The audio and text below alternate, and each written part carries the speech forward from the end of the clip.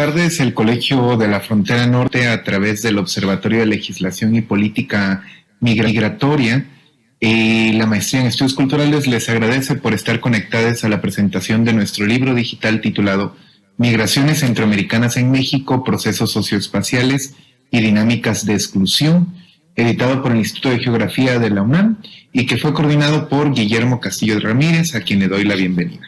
Antes de presentarles a Guillermo y darle pie a su intervención, me gustaría tener una pequeña participación. Mi intervención se centra más en un ejercicio de situarse en el conocimiento, puesto que mi trayectoria por los estudios de las migraciones comenzó a través de reconocerme como una persona transfronteriza, pero también reconocer el pasado histórico del territorio que habité en mi infancia y adolescencia, tanto a través del contexto cultural que la región del Soconusco en Chiapas cuenta, como por la historia familiar de migraciones centroamericanas a México, en el trabajo de la recolección del café, como por la diáspora salvadoreña que mi familia materna ha realizado desde hace años a México y a Estados Unidos. Nacer en la ciudad de Tapachula implica haber crecido en un contexto fronterizo. Dicho espacio se ha desarrollado históricamente por la presencia de trabajadores agrícolas, mercantes y también las relaciones que se han dado desde la presencia del crimen organizado, como es el ejemplo de las malas salvatruchas. Crecí en la dinámica de cada 15 días realizar el cruce hacia Malacatán o a Coatepeque, dos lugares cercanos a las fronteras de Talismán y Suchiate en México, respectivamente. La dinámica de cruce, para nosotros los mexicanos, los tapachultecos específicamente, era y sigue siendo tan fácil. Basta con presentar la credencial para votar de las personas mayores de edad o tener algún familiar o conocido trabajando en el Instituto Nacional de Migración. En ese momento no me percataba de los impedimentos e imposibilidades que las personas centroamericanas, especialmente las guatemaltecas, vivían en el cruce fronterizo. No por demás, existían desde ya hace muchos años los cruces por veredas, a través del río Suchiate, en balsas de llantas o caminando en el pequeño caudal del río. Así se fue develando la porosidad de la frontera, pero también su extensión más allá del límite fronterizo. Se inmiscuía en la compra de frutas y verduras provenientes de Almolonga, en Guatemala. Aprendimos a diferenciar la cebolla mexicana de la guatemalteca. Nos distinguimos aún a través del uso del voceo. Y este uso solo en la intimidad, solamente con los familiares. Pues hacerlo en público era, o es todavía, ser considerado guatemalteco. Sin embargo, recurríamos a la compra de vitaminas, medicamentos, ropa, calzado, en especial del pollo campero. Celebramos, de hecho, cuando se abrió una sucursal en Tapachula. Parece que cruzar la frontera fuese también cruzar la puerta del clasismo, la colonización y la etnicidad. Pues estar en México, en Tapachula precisamente, permite encontrarse en un espacio donde algunos cuerpos importan. Cruzar a Guatemala implicaba ver ese espacio del cual no se quería estar. La diferencia entre el México que avanza y el Guatemala que sigue igual de pobre que siempre. En Tapachula existe un museo. Este cuenta con una sala dedicada a las migraciones, una especie de homenaje a las poblaciones que han migrado a la región y que de cierta manera han permitido el avance económico de ella. Sin embargo, dicha exposición se centra en las migraciones de personas de origen europeo y asiático. Enarbolan imágenes de familias acomodadas, con capitales económicos y culturales blancos y peculiares.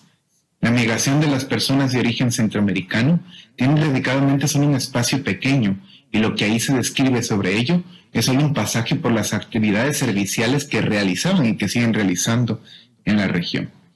Es innegable que la construcción de esta región fronteriza ha sido permitida por su calidad de espacio fronterizo y liminal, lo que ha proporcionado que coexistan cuerpos de distintos orígenes.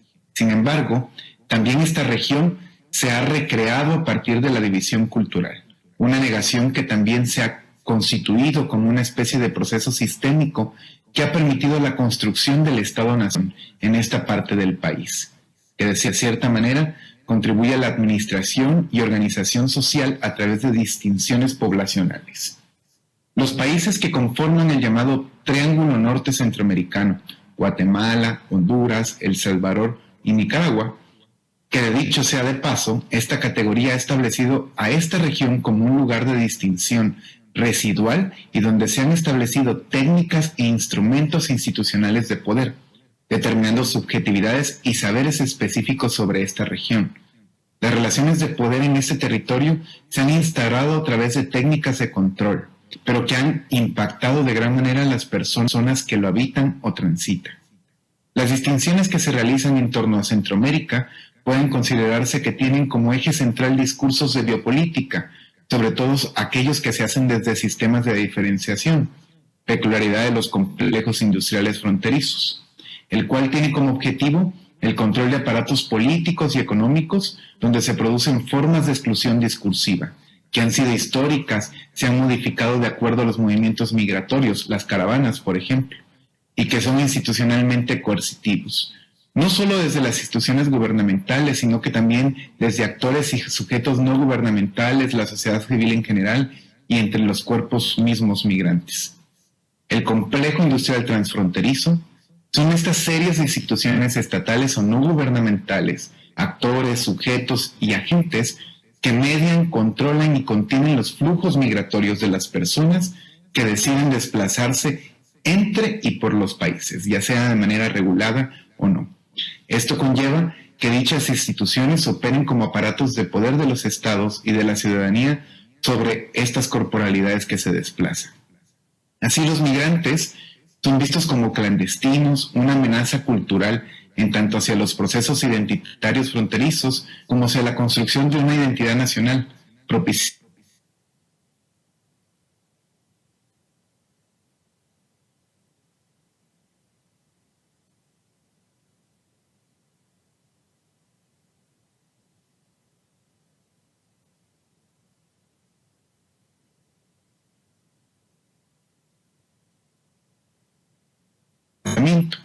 Estas instituciones están ordenadas a través de oficinas, garitas de control migratorio, puertos de entrada al país, retenes y centros de detención, el cual permite el control que en muchas ocasiones es desmedido sobre el desplazamiento de personas.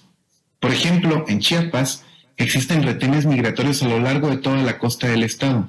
Las estaciones migratorias, estos lugares de confinamiento, las prácticas de redadas en busca de migrantes no regulares en Tapachula, que es de cierta manera una copia de las prácticas que hace ICE en los Estados Unidos, y hasta la exclusión producto de una sociedad xenofóbica, que resulta también en una constante vigilancia y control de poder sobre los cuerpos migrantes. Este aparato de control transfronterizo es también una máquina del Estado que permite la construcción de la nación. Esto es una administración sistémica que tiene que ver con la organización social del país, la humanización cultural e ideológica en cuanto se conciben los espacios físicos y simbólicos. Por un se marcan procesos de distinción en cuanto a quién o quiénes pertenecen al país, es decir, quienes son sujetos de derecho de ciudadanía, ya sea por nacimiento en el territorio nacional o por internamiento regularizado al país. Esto implica una serie de procesos de distinción que residen en la capacidad del Estado para conferir derechos a quienes el aparato mismo considera ciudadanos.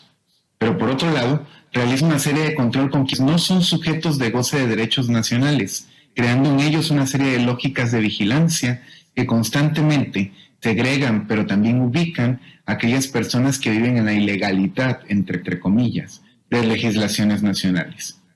Así, tanto quien no cuente con la regularidad de su estatus migratorio en el país, como quien se encuentra en el proceso de esa regularización, estará sometido a la constante vigilancia del complejo institucional migratorio del Estado. En este libro, no solamente se exponen datos y análisis sobre las migraciones centroamericanas, sino que también se presentan las experiencias vividas de las personas que migran desde el norte de Centroamérica, lo cual permite ver cómo se reconstruyen los espacios, se simbolizan, pero de igual manera, cómo se reestructuran desde las decisiones de los Estados-nación a través de sus políticas migratorias. Esto ha implicado realizar distintos análisis de la administración de la migración a través de aparatos del Estado, de organizaciones no gubernamentales, el activismo social y, por supuesto, desde la autonomía de quienes migran, como también desde la producción del territorio, recreado, habitado, y cómo estos actos también producen corporalidades, sus experiencias, deseos y que de igual manera permiten la autonomía y la agencia de los sujetos en desplazamiento. Este libro ha sido conformado por aportaciones de colegas interesados en el análisis de los procesos migratorios, especialmente de aquellos que se dan desde o por Centroamérica.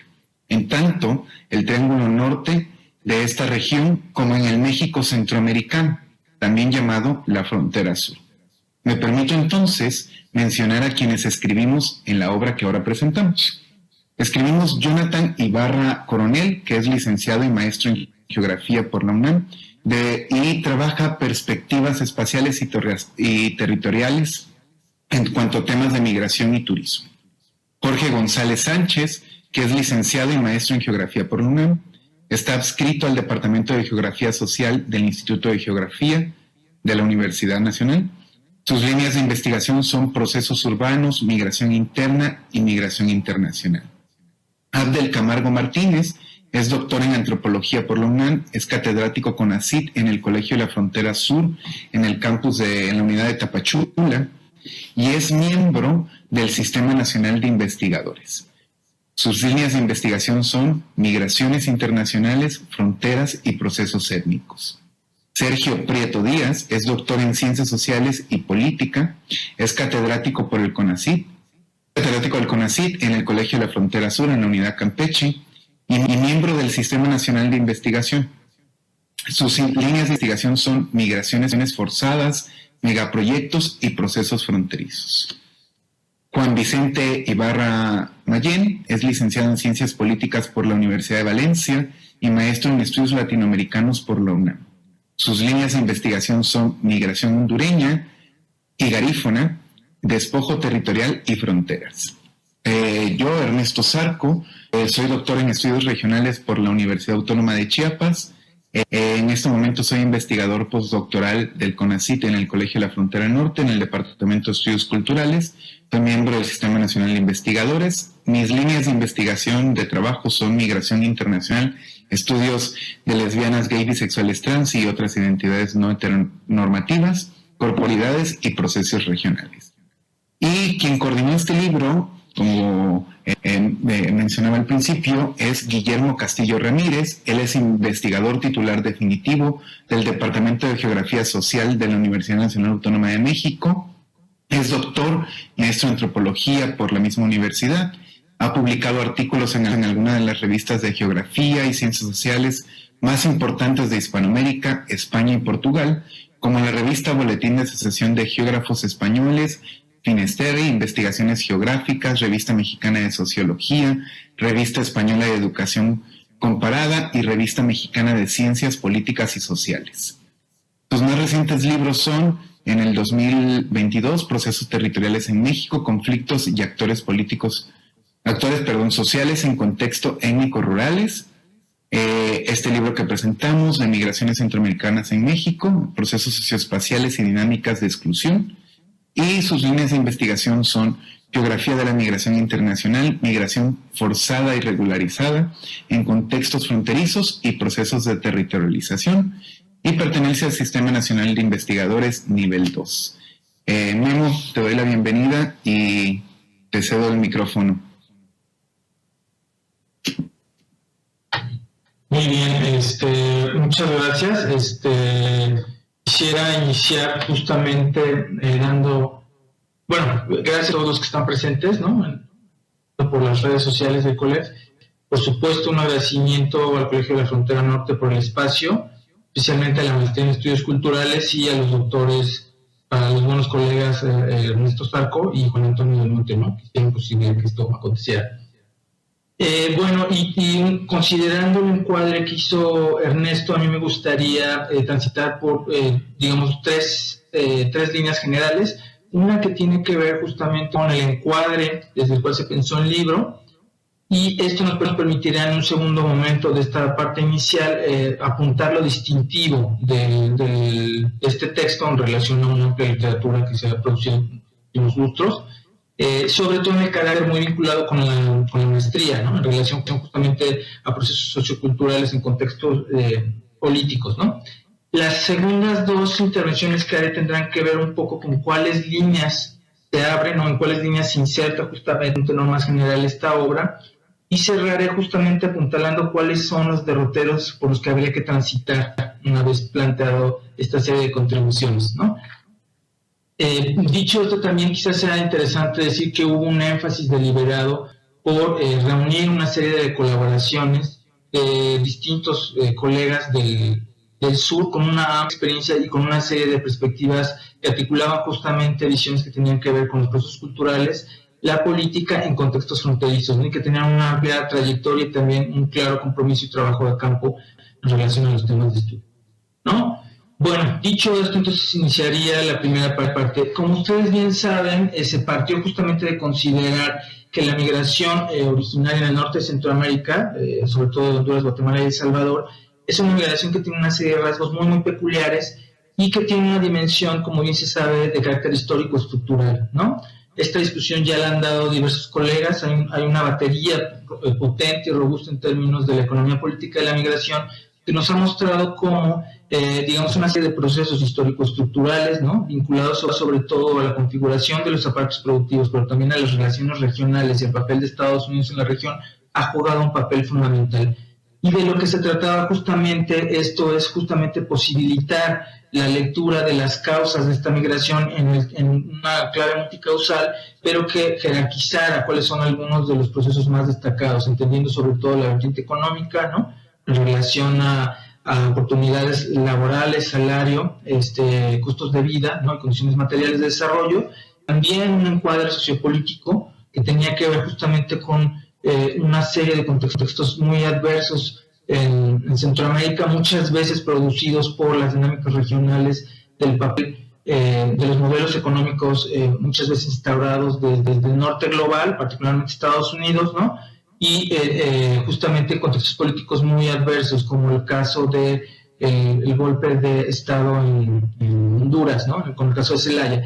Y finalmente la dimensión de las causas medioambientales, que esta siempre es una situación que hay que tener muy en cuenta, ¿no? Sabemos que cada que hay digamos, un fenómeno natural de gran envergadura, sabemos que luego hay un repunte importante de los flujos migratorios, ¿no? Fue el caso de Stan y Mitch, recordarán, hace varios lustros, pero es el caso también de recientemente con los huracanes Eta y Iota, en el caso de Honduras, ¿no? y otros lugares, justamente en el contexto de la pandemia a finales del 20, ¿no?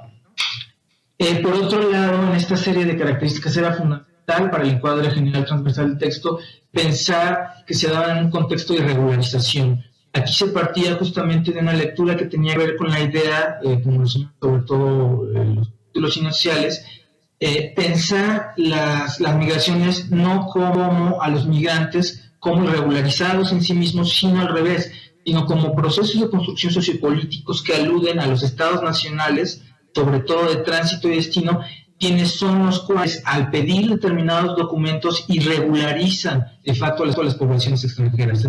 Y con esto hay una crítica clara a esta idea que esencializa la condición migratoria como un rasgo distintivo. Aquí lo que se trataba justamente era de lo contrario, entender que había una génesis histórico-política, pero también de condiciones estructurales que permite entender cómo se dan estos flujos sin negar la agencia de los migrantes. Y esto se daba justamente también en el tenor de una dimensión regional que es innegable, ¿no? No hay manera de entender los procesos migratorios, como han sacado varios colegas, ¿no? Y varios de los autores del libro, en términos de un complejo proceso circuito, ¿no? Que tiene que ver tanto con lo que acontece en los lugares de origen, ¿no?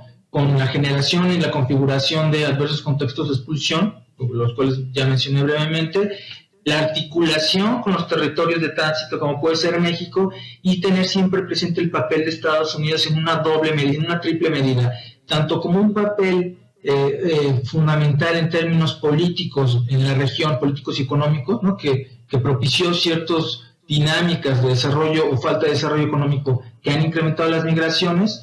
La idea también de Estados Unidos como un polo de desarrollo importante hacia el cual se dirigen los migrantes. Sabemos que aquí la diferencia salarial juega un papel fundamental, ¿no? Los salarios netos reales que pueden acceder en Estados Unidos no tienen punto de comparación respecto a otros, y el papel de las redes en específico, ¿no?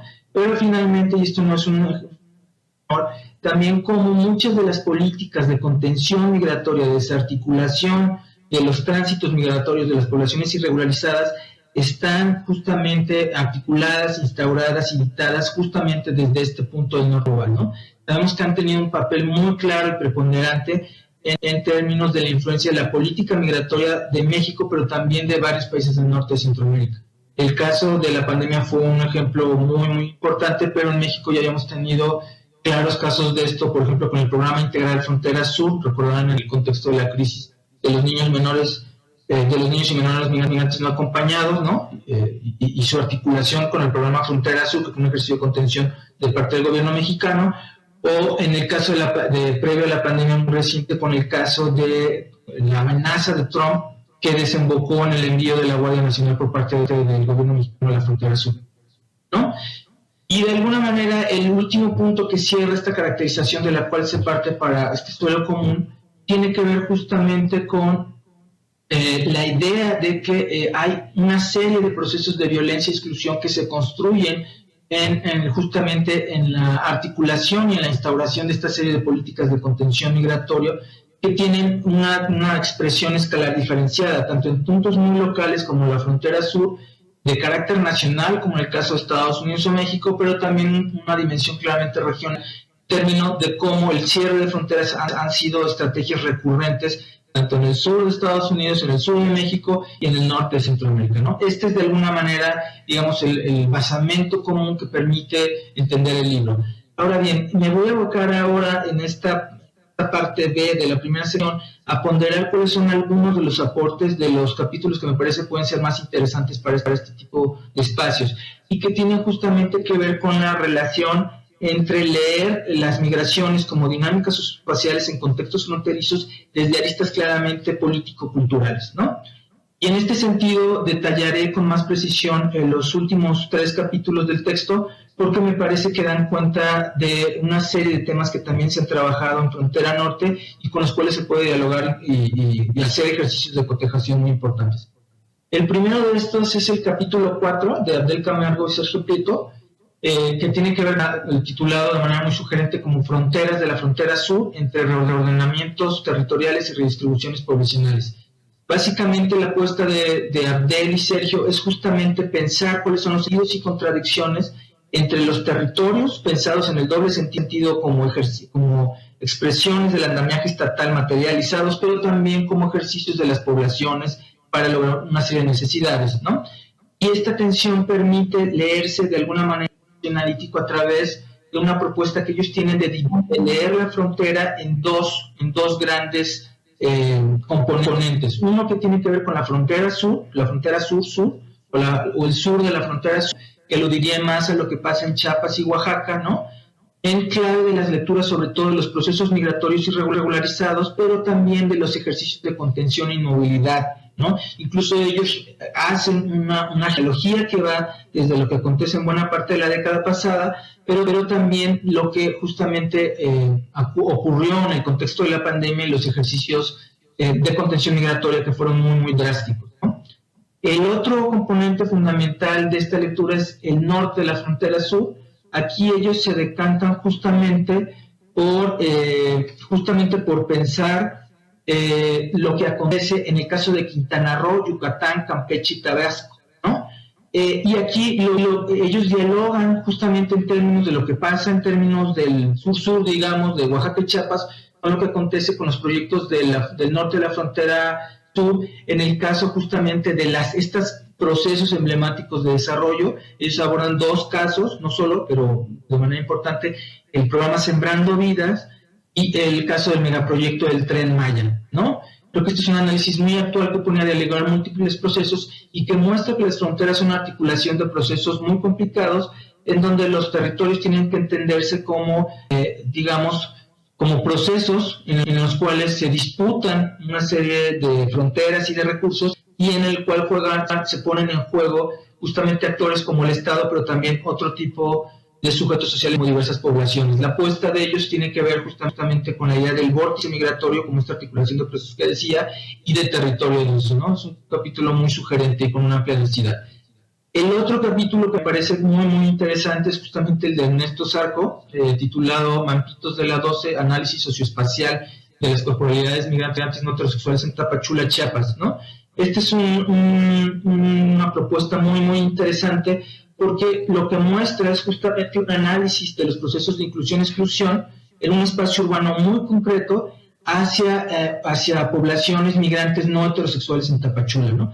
Como sabemos, Tapachula juega un papel muy importante, clave en términos geopolíticos y estratégicos, en términos del norte de Centroamérica, pero también del gran corredor migratorio, ¿no?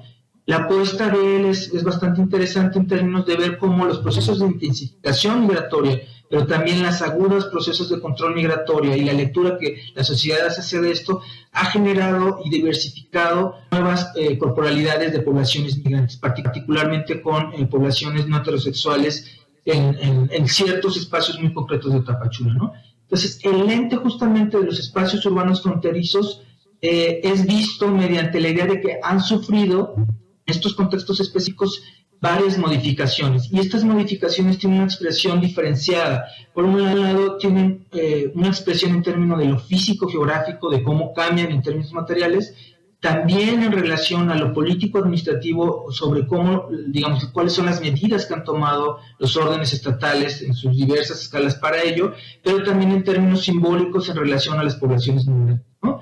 Lo que muestra es un proceso de exclusión y segregación social muy intenso, en donde se dan dinámicas de segmentación de la calle y se producen barrios rojos o calientes, ¿no? Digamos que me parece que una de las apuestas centrales, por un lado, es no solo mostrar estos procesos de exclusión, sino justamente también la agencia de los migrantes, en términos de cuáles son las formas en las que experimentan y viven estos procesos, sobre todo de poblaciones migrantes no heterosexuales, y la forma en que viven y significan esta serie de espacios, ¿no? En un contexto, como se ve, muy adverso y de amplias coyunturas, pero que muestra que los migrantes siempre tienen una serie de estrategias, motivaciones y diversas acciones para, digamos, manifestar sus necesidades y construir y apropiarse una serie de espacios a escalas muy locales, ¿no?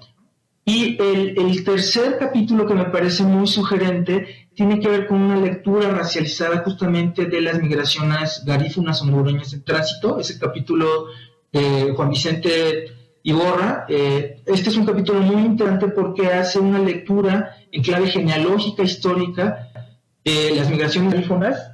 Justamente por buena parte del siglo XX da justamente cuenta de este proceso de acumulación de diversas dinámicas que permiten entender cómo se ha configurado, sin omitir justamente esta dimensión histórico-estructural. Por un lado, muestra cómo los procesos de despojo territorial, el abandono social por parte del Estado, le dan un carácter forzado a estos procesos, ¿no? Y en este sentido rastrea procesos muy, muy específicos que experimentaron estas poblaciones. Por un lado, cómo estos ejercicios de despojo estuvieron vinculados a la presencia de las compañías bananeras en la costa norte de Honduras, articulado justamente los procesos de colonización agraria que se vinculaban al monocultivo de la palma africana y posteriormente al turismo, ¿no? Pero él no solo se queda en esta especie como de telón histórico que permite hacer esta lectura, sino que lo trae desde un ejercicio de campo muy robusto. Juan Vicente estuvo allá haciendo un trabajo de campo muy intenso durante la pandemia, ¿no? Elaborando diversos registros, haciendo un trabajo etnográfico, y le permite justamente dar cuenta de esta nueva etapa a partir del 2013 y en el contexto de los éxodos masivos, sobre todo las caravanas, de cómo se han reconfigurado estas migraciones, ¿no? Que tienen un carácter justamente étnico-nacional muy, muy distintivo y un ámbito de racialización de la migración muy, muy destacado. Ahora bien, con esto transitaría justamente hacia la segunda parte de la intervención, y que tiene que ver justamente ahora con, ya mostré el basento común, mostré también cuáles son algunos de los capítulos, muchos enclaves de la relación de la política con los entramados culturales, ¿no? Y los ejercicios del Estado. Ahora me gustaría hacer como una lectura más de carácter transversal en términos de cuáles son los procesos que ustedes van a encontrar. Y en este sentido, uno de las quizás aportes importantes es también digamos, el recorte temporal fundamental que encuadra esto, ¿no? Y que tiene que ver justamente sobre todo con lo acontecido en la década del 2010. Esto muestra de alguna manera cuáles son el carácter histórico de las migraciones, sobre todo en coyunturas muy intensas, porque lo que vamos a ver en el transcurso de la última década, en lo que lleva digamos, articulándolo con los procesos de la pandemia, es que hay una serie de procesos que han venido delimitando, transformando y reconfigurando los flujos migratorios. Desde ejercicios de carácter estatal, nacional, pero a veces con alcances nacionales, como el caso de los capítulos que dan cuenta de los procesos fronterizos, de los procesos de desarrollo, pero también de los ejercicios de contención migratoria, como los que remiten al ejercicio claro de la pandemia, ¿no? Una de las ideas muy sugerentes que se repite por lo menos en el capítulo 3 y en el capítulo 4 es la idea de la construcción de fronteras múltiples. Y aquí hay un diálogo muy diferente que ya habían dado diferentes teóricos desde la frontera, desde incluso la autonomía de las migraciones o previamente, por ejemplo, los trabajos de Michael Kearney, en donde lo que se mostraba es que las construcciones, lejos de ser exclusivamente dispositivos materiales duros, inamovibles, se trata justamente de órdenes que se construyen y que tienen motivaciones políticas y pueden cambiar, ¿no? La idea de que hay diversas escalas y múltiples órdenes que no solo se agotan en el Estado es una idea fundamental que está en diversas partes de estos capítulos. Otros dos capítulos que son muy interesantes en términos de los procesos de agencia migrante, es decir, de cuáles son las reivindicaciones, las estrategias de estas poblaciones extranjeras en condiciones de tránsito muy adversas, cómo generan una serie de acciones para lograr sus objetivos o adecuarse a estos procesos muy adversos, son los capítulos 5 y 6, justamente el del Ernesto y el de Juan Vicente, porque muestran la forma en que se dan configuraciones étnico-culturales y las corporalidades de un carácter sexual, en el caso tanto de los migrantes no heterosexuales de Tapachula o en el caso de los garífunos, ¿no? Y finalmente hay otras dos líneas que parece que son fundamentales y que se encuentran a lo largo del texto. Una es la idea de que se construyen espacios sociales de poblaciones migrantes, ¿no? Que esto se da mucho en contextos fronterizos. El caso del capítulo de Ernesto es uno de ellos, pero también el caso del capítulo 4, ¿no? El caso del capítulo de él y Sergio, pero también el caso de Jorge es muy ilustrativo. Jorge en el capítulo 2 hace una descripción muy interesante de cuál es la caracterización de los flujos en frontera sur, ¿no? Basándose justamente en una serie de datos producidos por el MITSU. Y finalmente, uno de los contextos y encuadres fundamentales que me parece que es un aporte del libro es la idea justamente de pensar de manera histórica y con una serie de rasgos distintivos estas migraciones. Este sería el caso de los primeros 3 capítulos, ¿no? En donde vemos justamente una genealogía de cómo se han venido produciendo las migraciones irregularizadas en el caso del tránsito por México, ¿no? En un ejercicio que ve tanto poblaciones migrantes extranjeras en tránsito por México como de la relación del Estado mexicano y cómo tipifica, clasifica, incluso ejerce un control sobre estas migraciones a través de ejercicios jurídicos y políticos específicos, ¿no? O el caso del capítulo 3, donde hay una lectura de cómo la migración tiene que ser entendida en relación con la articulación de las causas histórico-estructurales, la dimensión forzada en relación a cómo los estados irregularizan a las poblaciones migrantes y el papel de la agencia migrante en términos de este complejo escenario de estas 3 vetas, ¿no? Fronteras, políticas migratorias y grupos migratorios, ¿no? Finalmente, me gustaría cerrar con 2 líneas que apuntan justamente hacia qué podemos transitar con base en este tipo de aportaciones. La primera es, sin duda, esta es una primera aproximación y faltaría hacer estudios, digamos, de mucho mayor profundidad y calado en términos de lo que ha acontecido y de los impactos, sobre todo, que ha dejado la pandemia, ¿no? No solo en términos muy clásicos de caracterización demográfica de flujos o reconfiguraciones espaciales de los mismos, sino justamente de algo que se apuntala en las últimas secciones de este libro, sino en relación a cómo se van a dar una serie de dinámicas de reconfiguración étnico-culturales en términos de los procesos organizativos de construcción de espacios y de apropiación de entornos fronterizos de los propios migrantes, ¿no? Esto habría que hacerlo justamente mucho en términos también de leerlo en términos de las articulaciones regionales y de ejercicios de articulación y cotejación muy interesantes. Por ejemplo, un diálogo que queda pendiente para otro espacio, pero este puede ser uno de ellos, es digamos, poner en diálogo lo que se describe acá en el contexto de la frontera sur con lo que acontece en frontera norte, que sabemos que también es un espacio donde hay múltiples procesos de frontera, política migratoria y procesos migratorios, ¿no? Y finalmente, en este sentido, la idea de apelar por las construcciones socioculturales que se dan en contextos de políticas fronterizas de exclusión y violencia hacia los migrantes. Me parece que este es uno de los aportes interesantes del libro que habría que continuar y que reside justamente en los capítulos que había mencionado. Y bueno, quisiera cerrar para abrir un espacio de diálogo con aquellos que nos están siguiendo, ¿no? Con todos los colegas que nos gustaría dialogar en términos de, bueno, ¿y qué nos dice esta reflexión? Evidentemente hay una articulación, un diálogo importante entre los procesos migratorios, las fronteras y las políticas en relaciones de poder asimétricas muy claros. Pero quizás una cosa que me interesa mucho, de alguna manera implícita en los múltiples capítulos, es algo que ya habían expresado de manera interesante los debates en torno al derecho a migrar y no migrar. La primera tiene que ser que hay un constante cambio en los procesos migratorios, hay procesos en donde se acelera más, como la pandemia, pero nos queda esta labor de seguir haciendo diagnóstico e investigación sobre esta situación. Y de esta idea que decía antes, de por qué el encuadre del derecho a migrar o no migrar. La primera tiene que ver con que hay que trascender un discurso en ciertos medios públicos, tanto oficiales como no oficiales, o de medios de comunicación, en donde se ha seguido teniendo una lectura que criminaliza al migrante y que justifica el cierre de fronteras. Nos parece que esta es una manera bastante difícil y poco informada de leer cuáles son los procesos de las poblaciones extranjeras precarizadas. Sabemos por diversas investigaciones, entre otras por esta, como estas que hacemos, que esto es una lectura no solo que es tendenciosa, sino además que no está informada. Sabemos que los grupos que migran tienen condiciones muy adversas, ¿no?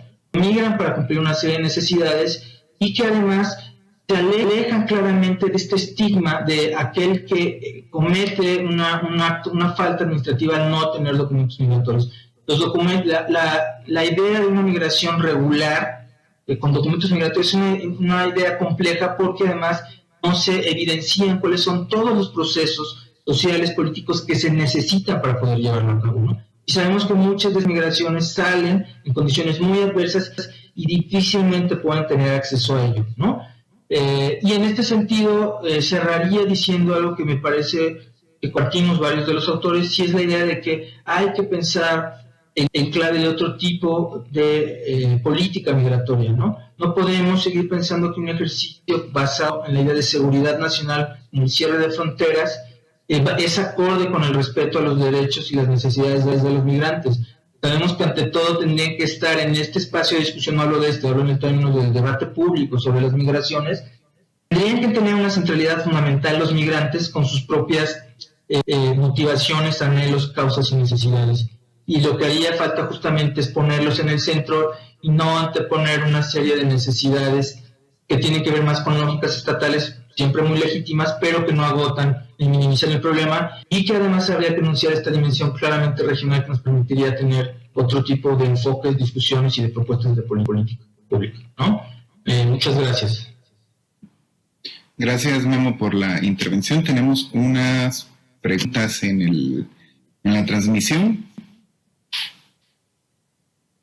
Una de las preguntas es, desde la experiencia de elaboración del libro, bueno, es de con Antonio del Monte, ¿qué elementos existen para poder entender las consecuencias del plan de Biden para atender las causas de la migración, invirtiendo en desarrollo en Centroamérica?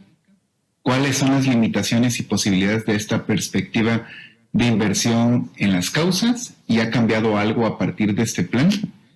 Desde un principio, para dar una anotación rápida, con Trump también se hizo este proceso de intervención, ¿no?, con Centroamérica, donde México fue el mediador de este apoyo que se le está dando a Centroamérica, especialmente hacia El Salvador y Guatemala, ¿no? Y Honduras, sí, ¿no? Que había ahí como una división en cuanto a porcentajes del dinero que iba a requerir cada uno de estos países, que México sirvió como este puente para poder llevar a cabo esta ayuda, ¿no?, que se le daba a Centroamérica, que de una u otra cierta manera no fue suficiente, ¿no? Vimos las caravanas que salieron muy rápido, que fue una tras otra, o sea, el colapso de la frontera sur en Tapachula y en otros estados, ¿no?, que Tabasco también, ¿no? Y también el colapso en el centro, en la Ciudad de México, que no se dio y se requirió mucho más de la intervención de organismos como el ACNUR o la OIM, ¿no? Hasta ahora no se ha mediatizado como tal cuál es el proceso que está ocurriendo en la frontera sur, ¿no? Especialmente en Tapachula. Hay algo que es muy peculiar en la frontera sur, en Tapachula, que funciona como una ciudad tapón, ¿no? Como una ciudad cárcel, y que todavía siguen ciertos migrantes en Tapachula sin poder salir, ¿no? Especialmente aquellos de origen afrodescendiente, como haitianos o africanos, que todavía siguen en Tapachula, ¿no? Y que hay ciertas estrategias del Estado para hacerlos desplazarse forzosamente, ¿no? Como hacer limpia limpia entre comillas en la cuestión de la ciudad en Tapachula, ¿no? Quitar los puestos que estaban o que montaron las personas de origen africano en el centro de Tapachula, ¿no? Y que de cierta manera los obliga también a poder o a tener la necesidad de salir de este espacio mientras no se agilizan las cuestiones del Instituto Nacional de Migración, ¿no? Y ahora con esta apuesta de el tratado que se dio a través de la Cumbre de los Estados de América del Norte, que es o que se ve, ¿no? Poner un centro de atención, ¿no? Como tipo CAST, cuando solicitas la visa a los Estados Unidos, pero ahora para solicitar la protección de los Estados Unidos en una parte de la frontera sur. No se dice cuál, ¿no? Pero en alguna parte de la frontera sur, y cómo se va a llevar a cabo también este proceso, ¿no? O sea, no sé si se recrudecerá la idea de una ciudad cárcel en Tapachula o se creará otra ciudad, no tan todavía ahí. Y no, yo complementaría un poco lo que dijo Ernesto. Me parece que tiene la información de campo muy precisa y mostró varios procesos. Yo creo que aquí sí hay que decir un par de cosas, y muchas gracias a Juan Antonio por la pregunta. La primera es, Biden sí intentó dar una serie de procesos que Trump había puesto, ¿no? Así un ejercicio de trumpización de la política migratoria, pero bastante limitado. Sabemos que con alcances muy, muy cortos, ¿no? Intentó quitar el título 42 desde hace mucho tiempo, no ha podido bien. El MPP está en una situación parecida, ¿no? Que parece que ya finalmente, y la política de tolerancia cero. Me parece que en general, aunque hay cambios, entre comillas, sabemos que muchísimos migrantes siguen deseando y esperando iniciar un proceso, por ejemplo, de petición de asilo, o de tener alguna forma de llegar a Estados Unidos y cambiar su situación, ¿no? La idea de invertir en Centroamérica, como dice bien Zarco, no es nueva. Acá tendrá ciertos matices y habrá que entenderla además en una dinámica regional, ¿no? Pues, es decir, justamente en el proceso de articulación entre lo que quiere hacer Biden y lo que quiere hacer México, ¿no? Por ejemplo, con Sembrando Vida, con estas dinámicas de ejercicios de jugar un papel importante en el norte de Centroamérica, ¿no? En términos de un actor que propicia desarrollo, ¿no? No hay necesariamente una lectura equivocada en términos de que si mejoran las condiciones de vida de ellos va a cambiar las causas de la migración, pero quizás aquí sí hay una cosa que es drástica y a mí me parece que luego pocas veces se pone en discusión. La primera es, habría que generar condiciones de desarrollo radicalmente distintas, ¿no? Y en eso estamos pensando. Habría que pensar, por ejemplo, en salarios reales muy diferentes a los actuales, pero muy diferentes a los actuales. Y ahí yo no sé qué tanto la perspectiva regional norteamericana tiene este peso, ¿no? Una cosa es hablar de los millones de dólares que invierten, y otra cosa es pensar en qué tipo de condiciones concretas de vida se le pueden garantizar a la gente que está migrando, ¿no? Y en qué escenario no migraría, digamos así, ¿no? Y en este tenor sí me parece que aquí hay dos cosas que me parece que faltan de manera importante y de forma estructural. La primera es, faltan los migrantes en el debate, ¿no? Vemos que en la cumbre hubo un diálogo de muy alto nivel, etcétera, ¿no? De los principales líderes, y uno de los actores fundamentales son los migrantes, ¿no? Y con esto no estoy diciendo que hay gente que dice que no tienen voz, que no están organizados. Obviamente yo discrepo de esta situación, Sabemos que hay personas que tienen lecturas muy acotadas, muy precisas de lo que está aconteciendo, por ejemplo, muchas organizaciones promigrantes, ¿no?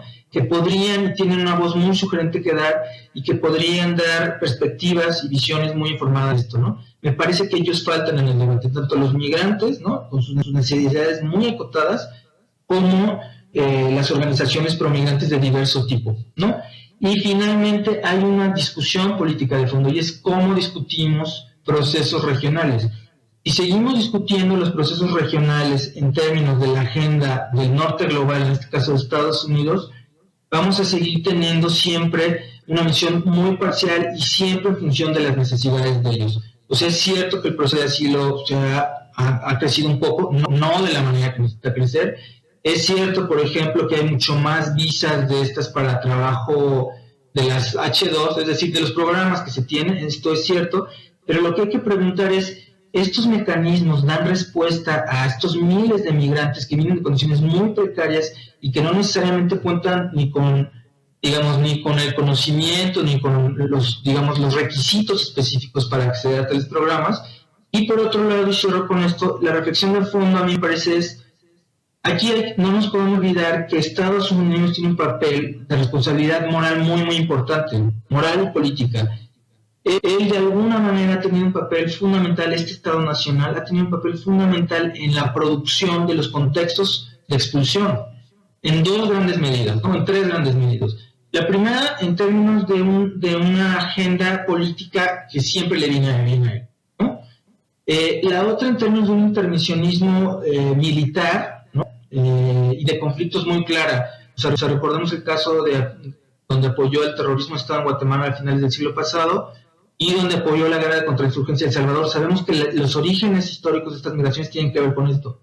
Pero está el caso también de Honduras, recordemos con la legitimación al golpe de Estado de Zelaya, ¿no? En 2009-2010. Y por otro lado, y esta es la más drástica, con el apuntalar desde organizaciones internacionales, ¿no? El Consenso de Washington, el Banco Interamericano de Desarrollo, un modelo económico que sabemos que incrementó la pobreza, bajó los salarios y mermó las fuentes de empleo, ¿no? Si nosotros hacemos un análisis de las causas estructurales de la migración, están ahí, en esto que estoy diciendo. O sea, es decir, son resultado de la implementación de un modelo. Y por otro lado, entonces, ahora habría que preguntarles a los que han sufrido las consecuencias de ese modelo y tratan de remontar los efectos de este modelo, es decir, los migrantes mediante diversas estrategias, ¿qué opciones ven, no? ¿Qué opciones creen?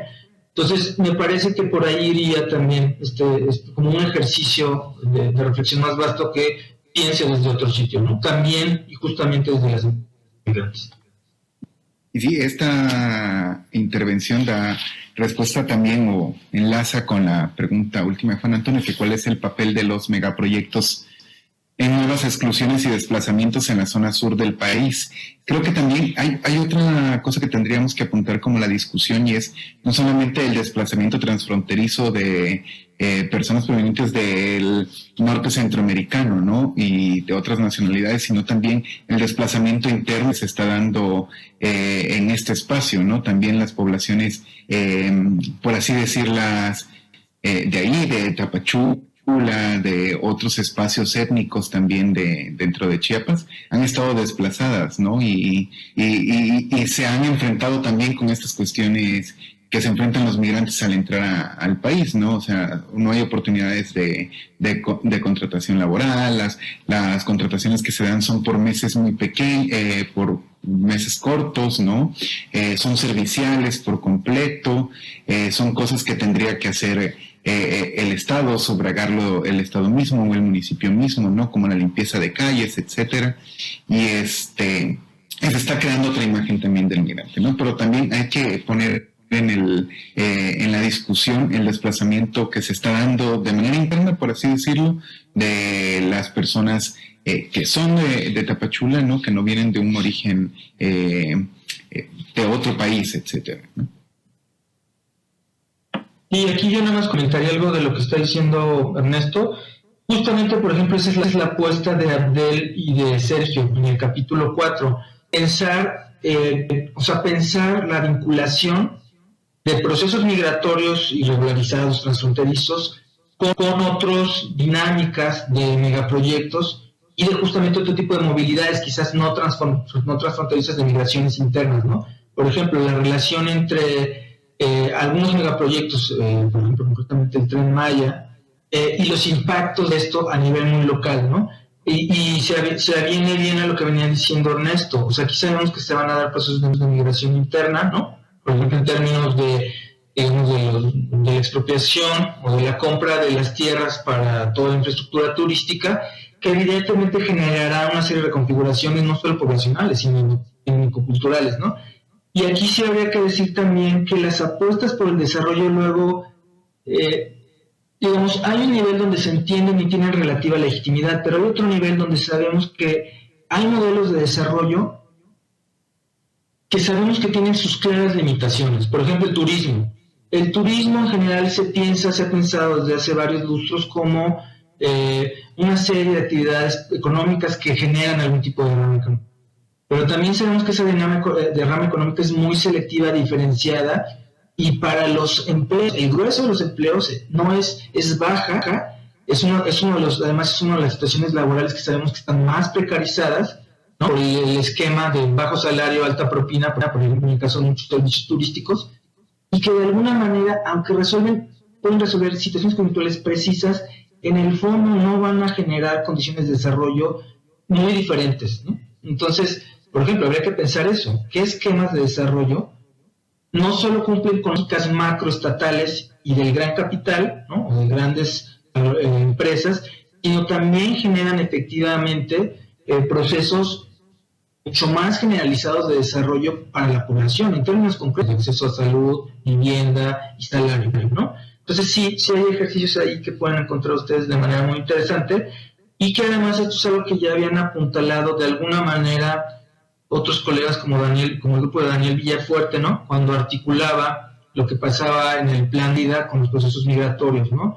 Es la necesidad justamente esta muy de perspectivas como de la maestría, de vincular procesos no solo caracterizados por lógicas disciplinares, sino procesos que tienen esta característica multinivel, multiescalar, que necesitan otro tipo de perspectivas y de miradas, ¿no? Digamos, sin denostar que hay miradas disciplinares muy pertinentes, por ejemplo, como la de la economía, ¿no? La de la ciencia política, la de la demografía, sin duda, pero que hay situaciones que requieren la articulación y ponderación de estas miradas cruzadas, ¿no? Tengo una pregunta, Memo, con respecto a tu capítulo, que es interesante, entre poder transicionar, ¿no? O también, digamos, bueno, poder tomar en cuenta la migración forzada, pero también la autonomía de la migración, ¿no? Como esta capacidad de agencia que tienen los mismos migrantes para poder decidir esta migración, ¿no? Como no todo es una cuestión estructural, sino también depende de la decisión de ellos, ¿no? Y eso en cuanto a posturas, digamos, un tanto epistémicas o metodológicas en cómo se han estudiado o cómo se están estudiando contemporáneamente las migraciones, ¿no? Es decir, existe ahora un cambio metodológico, ¿no? Epistémico en cuanto a las migraciones, al estudio de las migraciones antes y después de las caravanas, y precisamente durante la pandemia, ¿no? Porque todavía se está llevando este proceso, ¿no? Título 42 y todas estas políticas responden también a, de cierta manera, una excusa sobre la pandemia, ¿no? Sí, fíjate que tal cual mi idea era poner ahí a dialogar como dos perspectivas muy diferentes del abordaje de las migraciones, ¿no? Una que tiene que ver con lecturas más de economía política, ¿no? Donde la migración se ve más en términos de como un epifenómeno, como un fenómeno derivado de otros procesos sociales, ¿no? Que tienen que ver con las condiciones materiales de vida, las condiciones de desarrollo, el Estado nacional y ciertas poblaciones, ¿no? Porque esta dimensión siempre está ahí, ¿no? O sea, no nos podemos olvidar que los migrantes tienen causas muy concretas para migrar, ¿no? En una vinculación entre causas y motivaciones, pero de menos mi experiencia al inicio muy desde la investigación cualitativa era que cuando yo hacía trabajo de campo en el sur de México, la gente migraba eso, porque tenía un enfermo y porque la venta del café no le daba, ¿no?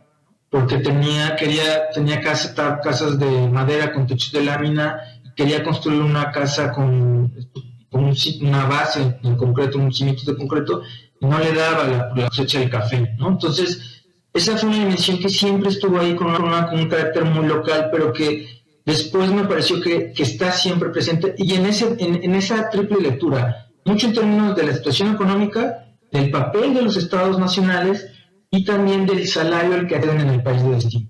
Son cosas que no se pueden negar, o sea, tampoco podemos entender las migraciones hacia Estados Unidos si no entendemos cuánto pueden ganar allá, ¿no? Y cuánto pueden enviar a esos países, ¿no? Es una dimensión que no se puede negar.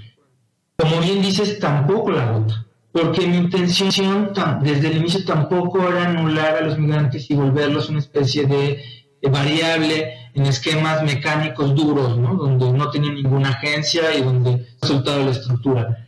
Pero a mí me parece también desde el inicio que las motivaciones eran claras. O sea, ellos tenían una necesidad, pero siempre tenían una estrategia para resolverlo, ¿no? Decían, bueno, no me da para construir mi casa de mis cimientos de concreto, ¿no? Quiero una lámina de metal, no de cartón. Entonces, bueno, ¿qué hago? Migro, ¿no? Migro, veo qué redes tengo, genero toda la estrategia, ¿no?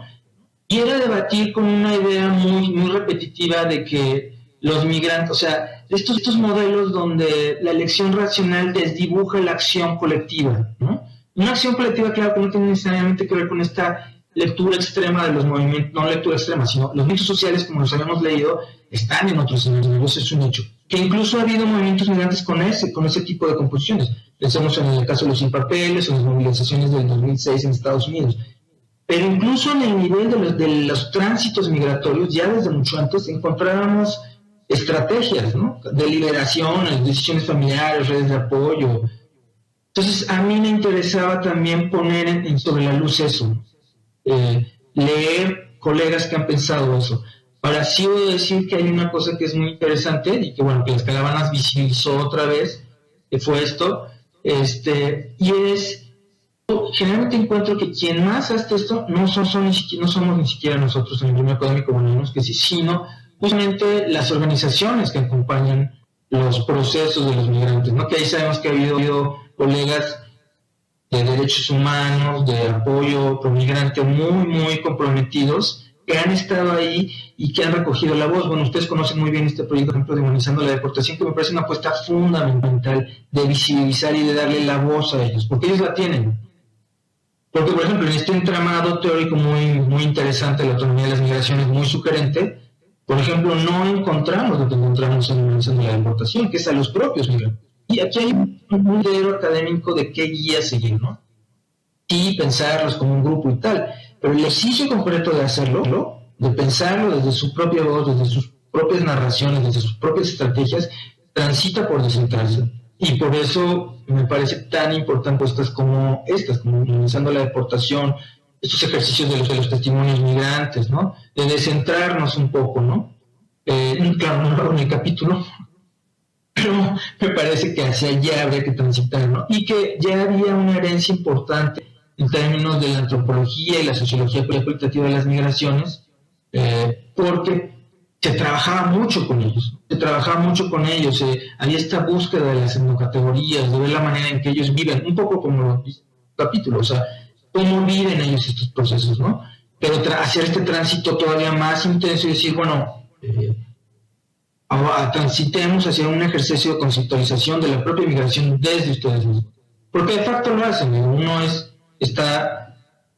el proceso migratorio acontece y uno trata de entenderlo, pero la centralidad está en ellos, ¿no? Y eso, pues sí, también hacer un ejercicio autocrítico y reflexivo que sería lo propio de la academia. El libro también transita por un formato digital y de amplia distribución.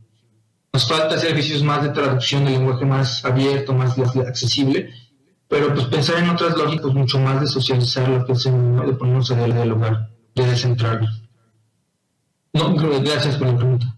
No, de nada. Y en este tenor de transitar, ¿no? Y referente a los estudios culturales y apelo, a esta capacidad que tienen los estudios culturales de ser en un tanto académicos, pero en un más tanto políticos, ¿no? Y críticos, digamos, de cierta manera. Creo que quienes estudiamos migración desde este campo, desde esta trinchera, también tendríamos que transitar a colaborar, ¿no? En que la migración se dé informada de cierta manera, ¿no? Porque en el trabajo de campo también se pueden hacer cuestiones meramente extractivistas, pero podríamos, no sé, devolver todo este conocimiento un poco más triturado para quienes migran y ayudarles, ¿no?, a migrar de una manera mucho más informada, porque realmente quienes migran no tienen ni siquiera mucho conocimiento socioespacial, ¿no?, digamos, de cuáles son las distancias, etcétera, pero tampoco cuáles son los procesos que se llevan a cabo para poder solicitar refugio a los Estados Unidos, ¿no?, por ejemplo, o a México, o cómo llevar a cabo estos procesos, ¿no? Es muy importante, digamos, la pedagogía migrante que se da o que se lleva a cabo de un migrante o una persona migrante hacia otra persona migrante, pero también creo que podríamos colaborar en ese proceso, ¿no?, en poder ayudar a una migración mucho más informada. Sí, ahí completamente de acuerdo. Mira, yo tengo una lectura muy similar y es parte también de algo que ya había hecho un poco la teoría crítica respecto a la producción de conocimiento, ¿no?, en la sociología de una escala más amplia, pero que también hizo la antropología crítica, y un poco es cuestionarnos que generalmente la relación con el otro servía en un contexto de, lo dijiste bien, de extraer una serie de información que nos servía fundamentalmente a nuestros fines, ¿no? La carrera académica, promoverte, publicar, etcétera. Entonces, claro, hay que... esto un poco lo seguimos haciendo, también no hay que negarlo, pero hay que hacerlo desde otro encuadre, ¿no? Y el otro encuadre es justamente el que tú dices. Hay que plantear procesos de colaboración efectiva y de retribución, ¿no? Y en este sentido, por eso yo traía a colación como un ejemplo muy concreto de humanizando la deportación y el ejercicio que hace, y concretamente el que tú señalabas, por ejemplo, el proyecto de Migrar Informado, y es devolver a los migrantes algo muy concreto, muy sencillo, que es información, la verdad es que es información muy clara pero clave, y es: se puede migrar de otra manera. Esta serie de información muy concreta, pues muy accesible, puede hacer que tu tránsito sea más seguro, ¿no? Y está bien, también de eso se trata, ¿no? Es un poco cuestionar esta idea de que solo podemos reproducir una idea de que hacemos conocimiento distanciado de la migración. No, yo creo que efectivamente hay que tratar de establecer relaciones mucho más recíprocas y plantearnos eso, ¿no? Es cierto, estamos constreñidos y tenemos que hacer productos académicos, pero también se vale, y creo que es prioritario, articularlo con otro tipo de prácticas, ¿no?, que generen otras cosas. Las redes de los migrantes ya están, entonces, bueno, devolvamos un poco, ¿no? Sería ideal, por ejemplo, ellos pudieran tener una visión de lo que hacemos nosotros. No sé a veces qué tan pertinentes para ellos, pero sí me parece fundamental esta idea de preguntarse en un ejercicio mucho más dialógico, menos asimétrico, cómo se puede colaborar con ellos, ¿no? Por ejemplo, cómo puede hacer una migración un poco menos insegura. ¿Qué discurso público, por ejemplo, esta es otra, qué discurso público necesitamos elaborar, narrar, para que esto se vea de otra manera? Y por eso mis intervenciones iban antes en trascender la lógica estatal. La lógica estatal no podemos negarla, porque está ahí, o sea, no se puede omitir, pero sí podemos hacer ejercicios importantes para decir: el proceso migratorio no es problema, el proceso migratorio no se agota, no podemos verlo desde una lógica estatal de fronteras que se abren o se cierran según nos interese, ¿no?, a ciertos estados nacionales. No, tenemos que trascender esa idea, y por eso la necesidad de subir al debate y de ampliarlo. O sea, por eso yo decía antes, está bien, probablemente los migrantes no pueden estar en ciertos espacios de discusión, pero sí ciertos académicos, sí ciertas ONGs, y a lo mejor ese es nuestro papel también, ¿no? Ser literal, solo y únicamente portavoces. Igual de sentarse y decir: mira, yo he observado que en los procesos migratorios se trata de familias, situaciones hiperadversas. O sea, por ejemplo, tu discurso de criminalizar no solo es una mentira deliberada, sino además es una imprecisión. Como académico yo te tengo que decir que lo que estás diciendo no es preciso. Mi papel es mi papel es decir que se trata de condiciones muy adversas, desde que intenta remontarlas justamente mediante diversas agencias, y que lo menos que podría acontecer es que le diéramos otra vez. Hablo como en el debate público, el Estado, ¿no? Que se le diera de otra manera. Entonces, se me ocurren esas dos, pero seguro hay mucho más, ¿no? También está la intervención directa, que esa también pues, hay que entrarle, la de apoyo, pues de acopio, etcétera, ¿no? Entonces, digamos, son solo algunas, y bueno, Juan Antonio y tú tienes también muchísima experiencia, ¿no? El mismo Robert Irving, y bueno, también se trata de eso, ¿no? De ampliar nuestro diálogo, de trascender luego el círculo autorreferencial de ciertos claustros, ¿no? Y ampliarlo, ¿no? Siempre, nosotros sabemos que hay gente de otros linderos, de ONGs que luego tienen ideas muy relevantes, ¿no? Y varios hemos trabajado y colaborado con otros actores importantes en los procesos migratorios y tienen ideas muy pertinentes. Entonces, sí. Y algo queda como bastante interesante, ¿no? Y la puerta abierta, que es poder enlazar esto que decías de... Muy interesante ver cómo se está, o qué se está generando de la migración centroamericana en el sur y también en el centro del país, pero qué se está también trabajando de la migración centroamericana aquí en el norte, ¿no? Del país, y cómo se está analizando, digamos, de cierta manera, ¿no? También es una oportunidad para poder crear alianzas, digamos, de cierta forma, para poder seguir trabajando, ¿no? Ya no tenemos más preguntas ni comentarios. Hemos llegado al final de la intervención. No sé si quieres comentar algo final, Guillermo. Muy breve, si quieres 2 minutitos. La primera es esto, reforzar la idea que dices. Me parece a mí, esto me parece clave. Así como los estados nacionales generan estrategias regionales, ¿no? Con estrategias locales, nacionales, regionales. Tú lo dices bien, quizás habría que tender hacia esquemas de organización, no esos, pero de generación de grandes redes, grandes alianzas, porque hay gente que tiene información muy pertinente que puede ser útil, ¿no? Por ejemplo, esta idea del proyecto de Migrar Informado, ¿no? O los diagnósticos que hacen luego varios colegas del college, me parece que son ejercicios muy relevantes, ¿no? Porque justamente permiten esta comprensión integral, regional, multiescala, también puede generar productos mucho más útiles para los propios migrantes, ¿no? Y porque además es algo que les comento el caso de hay una maestría en Columbia University, que es una maestría en estudios internacionales, y ellos lo que hacen desde hace 2 años es elaborar una especie de documento de política, ¿no? de estos policy brief. Y ellos lo que encontraron es que luego sí faltan estas articulaciones, como para que las mismas organizaciones complementen, ¿no? Es decir, no sé, a lo mejor yo como un albergue Juan doy estos servicios y lo puedo articular con la asociación F, que da asesoría jurídica. Yo creo que se avanza cada vez más hacia eso, pero bueno, sin duda son ejercicios que habría que robustecer y desde la academia, ¿no? Y cerraría pues agradeciéndoles mucho, ¿no? Obviamente al college, a la maestría, a ti y por supuesto Juan Antonio por el espacio. Creo que fue un espacio de diálogo muy fructífero. El texto está ahí y pues bueno, hagamos más, ahora sí que produzcamos más espacios como donde también estén los estudiantes, los propios migrantes, las ONGs, que nos permita pues no solo ver el proceso migratorio de otra manera, sino también posicionarnos respecto a él con acciones concretas de otra manera, ¿no? Y bueno, agradecer como siempre el espacio y la colaboración. Y sí, yo creo que sería muy interesante que en un cierto momento pudiéramos estar entre colegas, estudiantes y también las personas migrantes, pero también las organizaciones, ¿no? Que trabajan en conjunto con las personas migrantes, de manera especial no gubernamentales, sino estas organizaciones civiles que están brindando el apoyo a las personas migrantes. También quiero agradecer a Juan Antonio, te quiero agradecer a ti, Guillermo, por la oportunidad de invitarme a escribir en el libro.